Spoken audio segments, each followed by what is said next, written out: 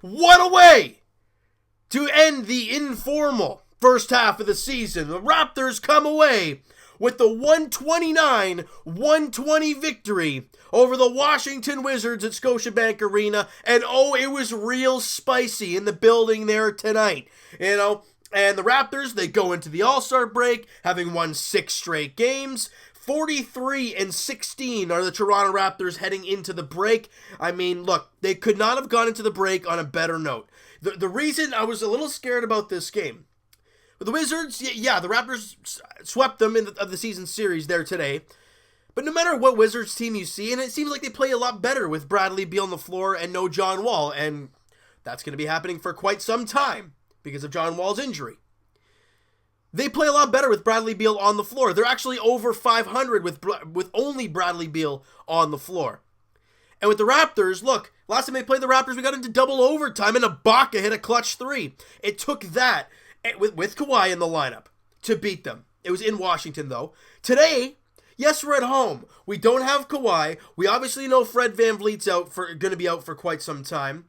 And you bring in Jeremy Lin. Obviously, Jeremy Lin's a Toronto Raptor. We all knew that was going to happen. We saw it on social media. You saw him posting pictures. One was in the Raptor jersey, and the other one was obviously him saying thank you to all the fans there in Atlanta. And then at the bottom, I can't wait to start my chapter with the Raptors, hashtag We the North. And we're like, ooh, that's real good. And that was before things even came out. So we're like, that's a sign.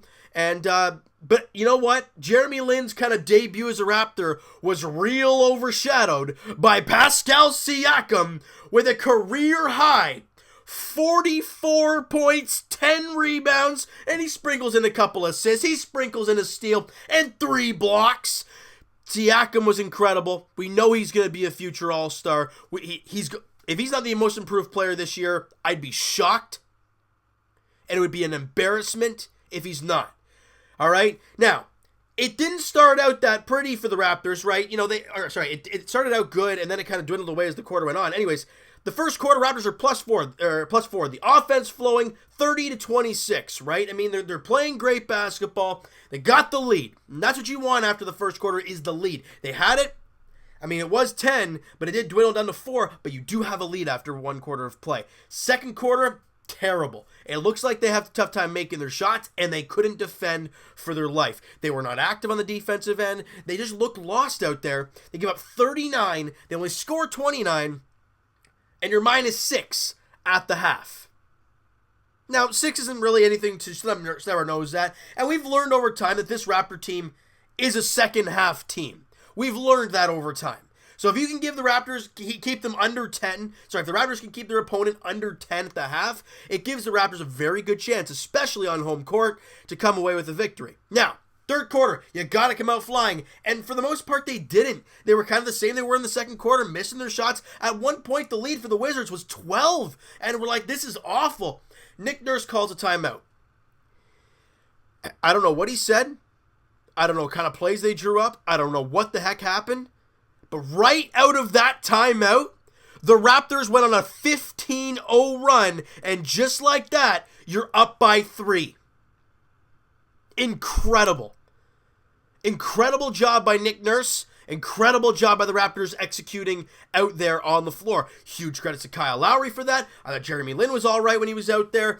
That whole unit, OG Anunoby, as much as Siakam had a fantastic game, OG Anunoby was damn good as well. He put up a season high in points. He had 22. All without Kawhi Leonard, no Fred VanVleet, and Marc Gasol and Jeremy Lin, who have played a combined games as Raptors 4. So, I mean, the way this team came out there today and came back from being down 12 at one point in the third quarter and put up 44 in the third. Now, not to mention Pascal Siakam at 19 in the third quarter alone, but I want to get back to him in a second. And then the fourth quarter, you got to sustain the lead. At one point, it did dwindle down to like 1 at one point. But the Raptors, they counterpunched. They made their punch at the right time, and they come away with the 129-120 victory over the Washington Wizards. Now, as you guys probably know, I despise, and I say it when I have to do it, I hate ripping referees, because it's a tough job. Like, the game is so fast, and to find a small thing like that, right, it's so hard. But when we're out here watching things happen, and they're blatantly non-calls. I mean, it's just embarrassing to watch. One call, I think it was Norman Powell. It was a foul on Bradley Beal taking a three, and they're like, yeah, he tugged him. You watch him, he barely has his hands on his back. Where's the tug at all? I don't know what they see. Another one, I think it was Kyle Lowry with the flagrant one. The guy's like 7 foot tall. Maybe not that big, but compared to Kyle Lowry, it feels like he's 7 foot tall. And Lowry can't reach up to the ball, but he's attempting to go for it, and yeah, he hits him in the face. I mean, you could arguably say because he hit him in the face, it's a flagrant. But I mean, really, it's not like you went right for the gut and kind of grabbed him and pulled him down, right? I mean, because he's not attempting to go for the ball. There, he was outstretched, he's reaching for the ball, but he's not tall enough, and he hits the guy in the face. I don't know. That's just my opinion towards that. And also, I don't know, I just thought it was really soft all game. The free throws weren't a big factor, though. I mean, only 9 difference. Obviously, the Wizards had 9 more free throw attempts. And the Raptors were worth 83% from the line, 42% from 3, 16 for 38. And they also shot 47% from the from the field. And they hold the Wizards to 44% from the field. Big credit to that 15-0 run in the third quarter. And only 35% from 3. Again, second half defense, the Raptors really dug in hard and got the job done. I was totally impressed with the team. And listen to this. Now, ideally, they don't have many great rebounders on that team, but they only had 4 offensive rebounds. Raptors had 10. 31 assists as well. As the ball's moving like crazy. I rebounded them by 9. Steals were 8-5 in favor of the Raptors. Blocks were 10-4 in favor of the Raptors. They had 18 turnovers. We had 13, but that's not too bad at all. And on the second chance points, Raptors are +6. You don't see that too often.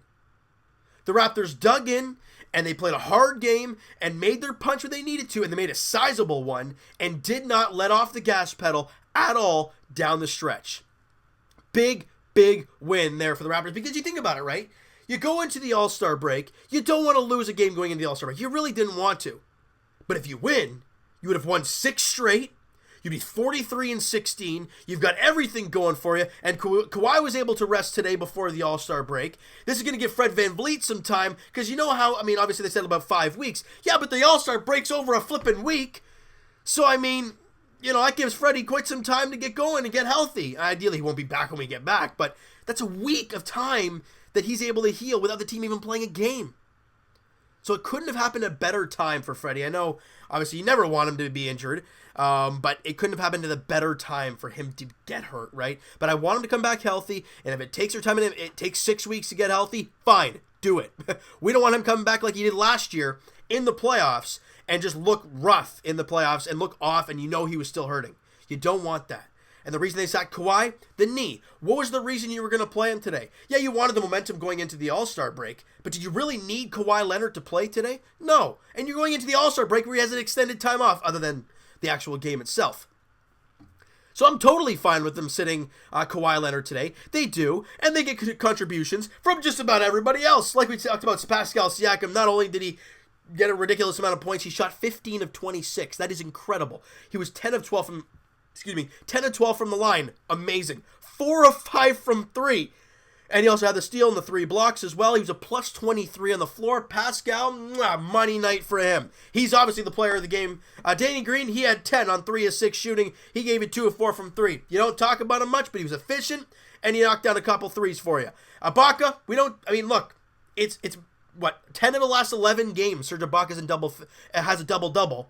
He only had 10 points on 4 of 10 shooting, not the greatest game for Serge, but he did have 14 rebounds and 6 assists for the big fella. As well, he had a couple blocks in there as well. He was a plus 9 out there. And Kyle Lowry, look, his shot wasn't falling early on, but he made some big threes in the third and fourth quarter. He was 4 of 10 from behind the arc. He had a couple steals, 14 points, 12 dimes in the game. He also had 4 rebounds go along with that, plus 12 on the floor. He was gorgeous. I love what we saw from Kyle Lowry there today. Powell, you know what? Norm Powell had a rough game, I gotta say. He had an 0 of 5 start to the game. Actually, no. Sorry, he was 0 of 5 from 3, but he was 3 of 10 shooting. He had 11 points, 4 boards, 4 dimes. He had, where are we here? He had a steal as well. Minus 11 on the floor again because he was matched up with Bradley Beal, and the referees were I don't know. Like they got paid a little bit extra to call some against Powell because if Powell was taking that three, that call would not be made at all.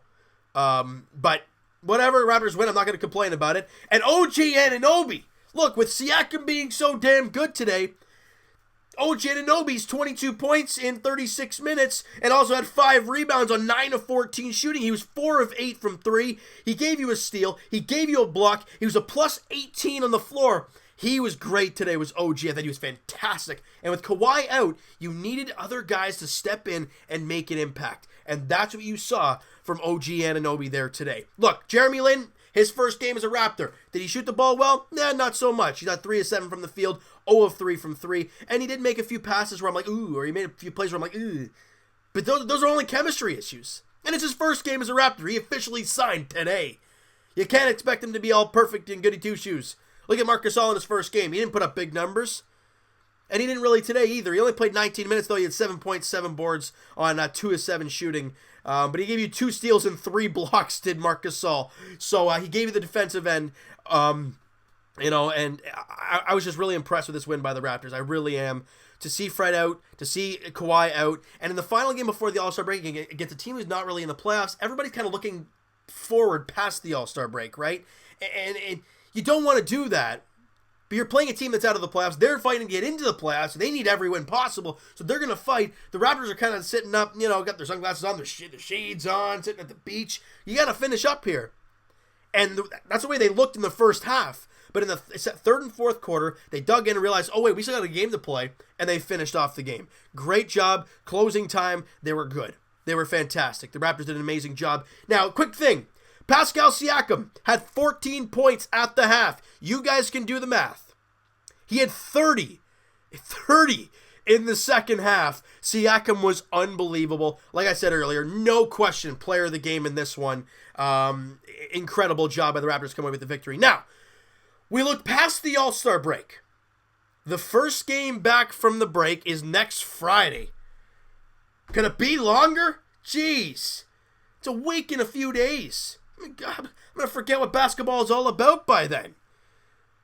But I think I'll be able to remember it really quickly. You know why? The Raptors welcome DeMar DeRozan and the San Antonio Spurs to Scotiabank Arena on February the 22nd on the Friday 7 p.m. tip-off at Scotiabank Arena. The game that Raptor fans, since that trade went down with San Antonio, have circled on their calendar. It is going to be a jam-packed, raucous crowd. I don't even know what I'm getting at there. At Scotiabank Arena. If anybody's booing DeRozan, you can't do it right now. Come on. I don't think anybody really is. It's going to be a standing ovation, cheers all around. Might even be some tears from DeMar DeRozan. Maybe not because of the way it all happened. But it's going to be one heck of a ball game. And the last time we played San Antonio, well, we all know how that went down. And Kawhi and Danny Green's return to San Antonio. Raptors get absolutely slapped. That's got to be different on February 22nd, all right? So you know what, guys? That is going to do it for this one. I hope you guys enjoyed this video and that you enjoyed the game today because, man, it was a good one. And, guys, it has been one heck of a good first half of the season in informal. You guys know what I mean. And if you guys enjoyed this video and you guys enjoyed the game, smack that like button. I do appreciate that. Hit the subscribe button if you guys have not already. Comment down below, guys. What'd you think of the game? Who's your MVP? I think we can all answer that, though. It's all going to be Pascal Siakam. You can throw out OG Anunoby in there if you guys want. If you guys want to give co-MVPs, you guys can. But mine is Pascal Siakam, hands down, no question about it. Guys, and Evan and I will talk to you guys. What is it? Podcast edition. It's probably going to be Friday. It'll be earlier than usual. I'm pretty sure the podcast will be uploaded to you guys. Links are in the description for the podcast channel and for the podcast itself on iTunes. Twitter is also down below, guys. Follow up, send me a DM, do all that great stuff. And I will talk to you guys Leafs edition as they take on, who are they playing? I've been totally thinking about Raptors lately. Right, tomorrow, well, I guess technically the video will be uploaded on Friday morning, early morning, but it's going to be Thursday night as the Raptors... Wow, I'm all over the place with the Raptors right now. The Leafs welcome in the Vegas Gold... The Leafs are in Vegas. I'm totally thinking Raptors and DeMar DeRozan right now. The Leafs are in Vegas, taking on the Golden Knights. 10 p.m. puck drop, like I said in the Leaf video. Get some cocoa, get some marshmallows up in that, get your PJs on, get all that ready to go. Not your CJ's PJs, because he's gone.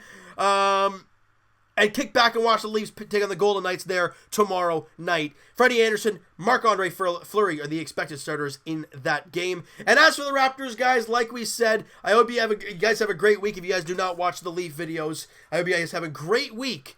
And I will talk to you guys Raptors edition when we come back from the All-Star break as the Raps welcome in DeMar DeRozan and Jakob Poeltl. Sorry about that, Jakob, but DeMar DeRozan, Jakob Poeltl, and the San Antonio Spurs to Scotiabank Arena, 7 p.m. tip-off on Friday, February 22nd. It can't come soon enough. Hope you guys enjoyed this video. Talk to you guys then.